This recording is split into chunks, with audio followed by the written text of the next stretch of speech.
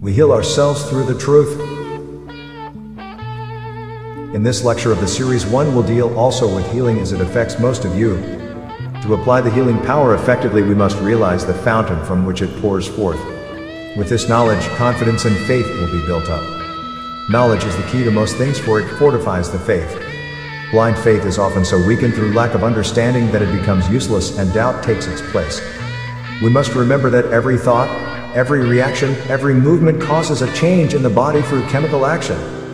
Unless we can discern our thinking and our emotional reactions, we are bound to suffer. The main thing in healing is to know the truth. Let us summarize what we mean about the truth. 1. We must know that the divine spirit in man is inexhaustible and infallible. It is perfect intelligence, knows all, and is able to restore even organs that have passed all artificial or material aid. 2. The divine spirit is perfect in its expression and is expressing itself continuously. It does not have to be urged, it only needs our understanding and cooperation. The more we are aware of this, the more powerful will it show itself in our minds and bodies. 3. Suggestion has a tremendous effect upon our minds and bodies. The most wonderful and powerful forces are set in operation through this agency, and also the same agency can do untold harm. The majority of people are malpracticing on themselves and others. What I mean by malpracticing is when they see someone suffering badly, they think of the disease as a permanent reality and have already condemned themselves and others to a life of misery or to even death. Thoughts are things and are absorbed by the sufferer. The tongue of the wise is health. When you see illness in others, or if you are affected yourself, you must at once see your divine nature and the same divine nature in others. By this means you not only help others but also heal yourself. We heal ourselves through the truth as we heal those who come to us. The life principle is the only reality, and the disease has no power of its own. We must realize and recognize our oneness with the infinite. There is no flaw in the infinite, which is the foundation of our own existence. When we recognize this, we will not malpractice on ourselves or others. To see the divine forces in action is to a great extent the fundamental principle underlying all healing, no matter what method is used. It has been proved thousands, yes, millions of times that disease that has resisted all other means to cure has responded to the life forces, directed by a faithful consciousness aware of the truth of being. We must realize that the life itself is the builder of the body, and this life intelligence is within. There is but one mind in which we all live and move, and have our being. Each one of us is a cell in the divine mind imbued with the divine consciousness, which is the director of all things, and is also the source of our own thinking. So each one of us is manifesting the divine intelligence under the direction of the one divine consciousness, which makes us all individuals having the power of free will to think. So we are to a great extent responsible for our own conditions. The physical body is made up of cells controlled by an intelligence which controls and organizes them into organs, all united in one whole, even the cells which float on the bloodstream, belonging to the economy of a particular organ, finds its way back to that organ through the intelligence within itself. All these cells are under the control of the divine cell, which has within itself a complete blueprint of the organism, and through the nervous system messages are carried to all points of the body. That is why each thought or action affects the body through chemicalization. Conditions dissolve away when harmony is established in the mind. So the life in you is individualized in the cell of your body, just as the life of God is individualized in each and every one of us, the same life intelligence moving through all. So this intelligence responds to our awareness of it. In fact, we are the externalization of the one consciousness of God. Do you not see now that the body is the temple of the living God, not a dead God as some appear to think? It was this mighty truth of the eternal living God that the Master knew and demonstrated. He never malpracticed anyone. He said, "Stretch forth thine hand. Take up your bed and walk. Thy faith hath made thee whole." Now let us contrast this with the way we mostly think and act in our daily life. Our various mental states and our emotions produce in time their effect upon the physical body. It is common knowledge today that the mind affects the body. I have seen people faint when serious news reaches them. In fact, I know many cases where serious illnesses have occurred in this way. I meet this every day in my work in healing the sick. For most cases, the doctor prescribes medicine which has little or no effect, yet how easily these people are healed by relieving their minds through the truth of their divine nature. The reason is because the chemical action set up through fear disappears when harmony is established through divine healing and divine understanding. Fear and worry have the effect of closing up the channels of the body so that the life forces flow in a slow and sluggish manner. Hope and understanding open up the channels of the body so that the life forces go bounding through and disease is cleared away. Dis-ease is ease upset. When ease is established, the dis disappears because it has no power of its own. It has no substantial force to support it. People who have no forgiveness in their heart eventually create disease in themselves. I have known people who suffered from unknown diseases being speedily cured by loving all who had done them an injury, for the path of love through the soul is a heralder of good health and happiness. It has been known that a mother suckling her child while in an angry mood has poisoned the babe, which was immediately convulsed. Anger and fear change the chemical properties of the digestive juices, eventually ruining the digestive process. Severe fright, anger, or shock may produce jaundice or diabetes. I saw a person after a violent outburst of anger who developed palsy.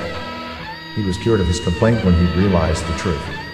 Various negative mental states, emotions, and passions have their effect upon the mind and body, and they produce their own peculiar form of disease which, if continued, may become chronic. To counteract these conditions, we must encourage the emotions and thoughts that have the opposite effect. Kindness, love, goodwill, faith, and hope, cheerfulness create a harmonious chemicalization of the body, excites the healthy flow of all the secretion, and opens the channels so that the life forces surge through the organism. A method that I have advocated with unbounded success to many people with so-called incurable troubles is to lie down in the open air and breathe, repeating the words, "Divine life fills me," saying it so often that it becomes an actual fact to themselves. What we say with conviction is out-pictured in action. The reason is that the physical body is a mechanism specially adapted for the transmission of the inner or mental action into modes of external activity. The whole body is traversed by a network of nerves which serve as channels of communication between the indwelling spiritual ego and the function of the external organism. The nervous system is dual in nature. One system is known as the sympathetic and is the channel for all these activities which are not consciously directed by our volition or will. We will call them the involuntary process of the body, such as digestive processes, blood circulation, repair of body, and the excretory system of the body where we get rid of all waste matter, etc., etc. The cerebrospinal system is that system under the control of our volition. We receive impressions through our senses and exercise control over the movements of the body. This center is in the brain, while the sympathetic has its center in a ganglionic mass at the back of the stomach known as the solar plexus or abdominal brain. The cerebrospinal is the organ of the conscious mind, and the sympathetic is the organ of the subconscious mind. The conscious and subconscious require an interaction so that the orders are carried out. A corresponding system between the two nerve centers is necessary, and one of the most conspicuous connections by which this is provided is the vagus nerve. This nerve passes out of the cerebral region as a portion of the voluntary system and through the control of vocal organs. Then it passes onward to the thorax, ending out branches to the heart and lungs, and finally passing through the diaphragm. It loses the outer coating which distinguishes the nerves of the voluntary system and becomes identified with those of the sympathetic system, so forming a link between the two, making man physically a single entity. The frontal portion of the brain controls the voluntary action. The back portion of the brain controls the involuntary action.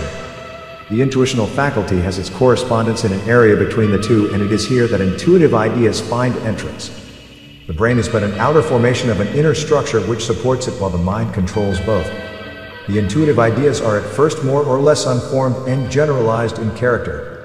As they are perceived by the conscious mind, the effect of nature is to bring these ideas into a more definite usable shape, so the conscious mind lays hold of them and induces a corresponding vibratory current in the voluntary nervous system, and this in turn induces a similar current in the involuntary nervous system, thus handing the idea over to the subjective mind. Therefore, every mental action implies a molecular action on the brain and in the twofold nervous system which controls every cell in the body. Thus we see cause and effect in operation. Therefore, the truth is that there is always a tendency for actions which were first voluntary to become automatic, that is, to pass from the conscious region into the subconscious region and to acquire a permanent domicile there, continually exerting its influence upon the whole structure of the body. Now that we are convinced that we can reach our subjective mind, we must tell it the truth, that there is only one living being in existence, and that being is God, divine life. And this divine life fills me. The fact that we are alive is proof that divine life builds the body for its own self-expression, for the body does not exist by itself, and all the complicated operation is the work of the divine intelligence so that it can fulfill its mission, which is complete expression. The only thing that prevents this is because of our lack of understanding.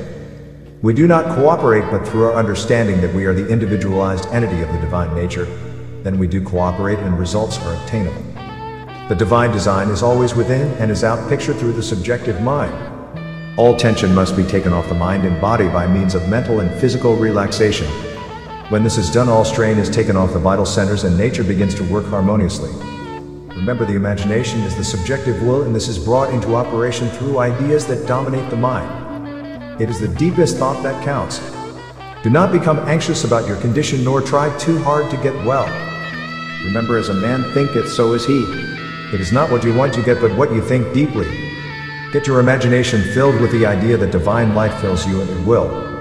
This is the way to apply the healing power most effectively. The soul is the ethereal vehicle of the deathless, immortal, productive spirit. The spirit is the immortal part of the human constitution. It never tastes death or sickness. Associate yourself with it, for it is your real self. It holds the only consciousness you can ever have and goes from glory to glory in an eternal progression until it reaches home. From perfection I have come, to perfection I shall return.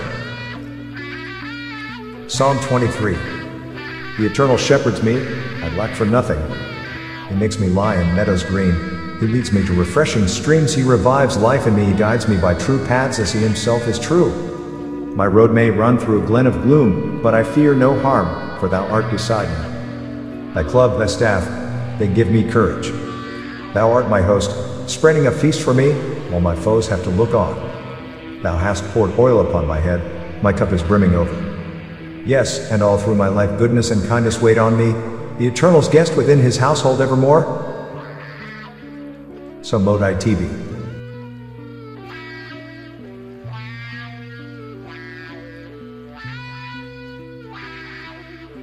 Thou art the ocean, I am the wave. Thou art the fire, I am the flame. Thou art the father, I am the child. Thou art the beloved, I am the lover. Thou art the lover, I am the beloved. Thou art the music, I am the song. Thou art the spirit, and I am one with thee. Now I know I will always be.